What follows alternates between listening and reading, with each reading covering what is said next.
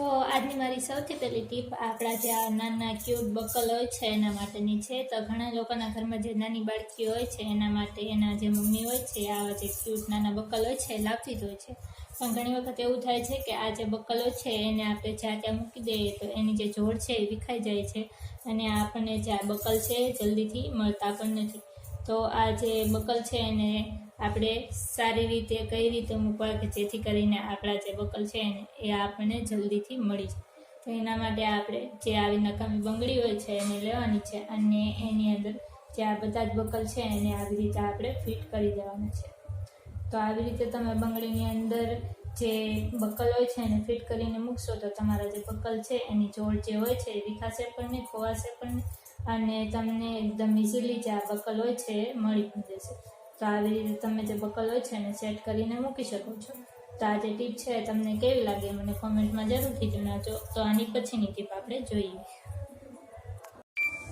તો મારી next tip આપણા જે આવા લૂઝર હોય છે એના માટેની છે। તો આપણા જે આવા લૂઝર હોય છે એ પણ ઘણી વખત ખોવાઈ જતા હોય છે અને આપણને જલ્દીથી મળતા નથી હોતા, કારણ કે આ જે લૂઝર છે ઘણા બધા હોય છે તો એના કારણે આપણને જે આ લૂઝર છે એ ઇઝીલી મળતા નથી।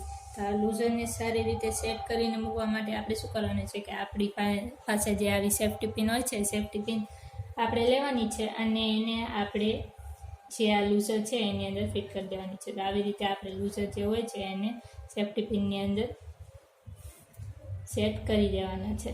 તો આવી રીતે તમે જે લૂઝર છે એને એકદમ સેટ કરીને મૂકી શકો છો અને આપણા જે લૂઝર છે એ ખોવાતા પણ નથી। તો આ જે ટીપ છે તમને કેવી લાગી મને કોમેન્ટમાં જરૂરથી જણાવજો। તો આની પછીની ટીપ આપણે જોઈએ। તો ઘણી વખત એવું થાય છે કે આપણું જે સ્ટીલનું નળ હોય છે એની જે શાઇન હોય છે થોડા સમય બાદ જતી રહેતી હોય છે, કારણ કે આપણે જે નળ હોય છે એની પાસે કોઈ પણ કામ કરતા હોઈએ જેમ કે કપડાં ધોતા હોઈએ તો એની ઉપર જે પાણીના છાંટા હોય છે લાગતા હોય છે અને એના કારણે આપણું જે સ્ટીલનું નળ હોય છે એ એકદમ શાઇન વગરનું જ થઈ જતું હોય છે।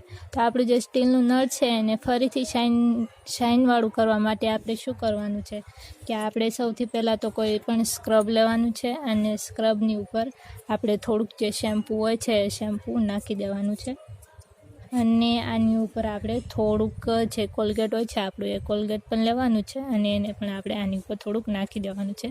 પછી આપણે જે આપણું નળ છે એને એકદમ પાણીવાળું કરીને જે આ સ્ક્રબ છે એની મદદથી આને એકદમ સારી રીતે ક્લીન કરી લેવાનું છે, સાફ કરી લેવાનું છે।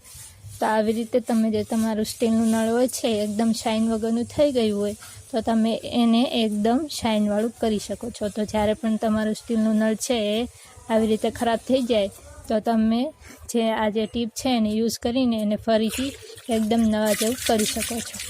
તો આ જે ટીપ છે તમને પસંદ આવી હોય તો આ ચેનલને સબસ્ક્રાઈબ જરૂરથી કરતા જજો। તો આની પછીની ટીપ આપણે જોઈએ।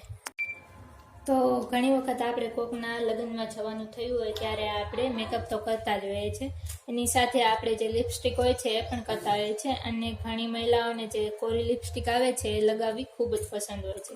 તો આપણે જે લિપસ્ટિક હોય છે એ લગાવી તો લઈએ છીએ પણ પાછા આવીએ ત્યારે આપણે જે લિપસ્ટિક કાઢવી હોય તો એ નીકળતી નથી।